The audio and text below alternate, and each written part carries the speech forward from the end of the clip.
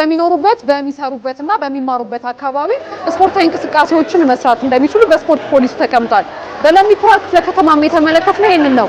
ከስራ በኋላ ስፖርታዊ እንቅስቃሴዎችን ሲሰሩ ተመሰረተ ገና 5 ዓመት እድሜ ያለው ለከተማ ነው። ለአገልግሎት አመቺነት የተፈጠረ ለከተማ ነው።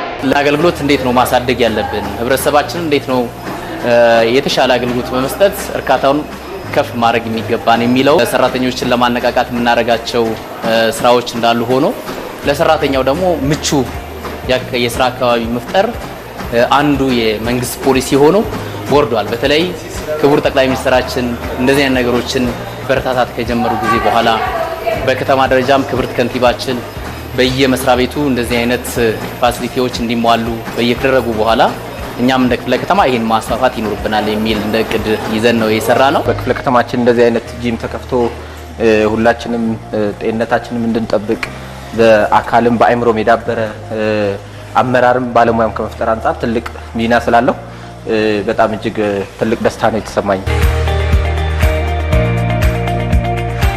አይነት ትንሽ ገፋ ያለ ሰው ወጣቶችም ቢሆኑ መስራት አለባቸው።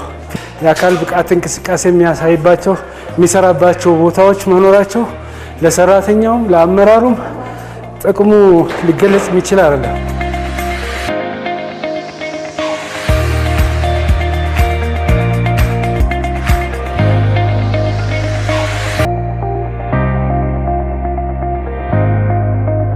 ሰፋፊ ሜዳዎች ስታንዳርዳቸውን የጠበቁ ሜዳዎች በሰፊው ለክፍለ ከተማ እየሰራን ያለ ነው።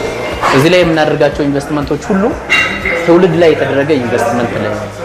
ይሄ በሁሉም ወረዳዎቻችን በሁሉም ተቋሞቻችን እንዲሰፋ አበክረን ነው እየሰራን ያለ ነው።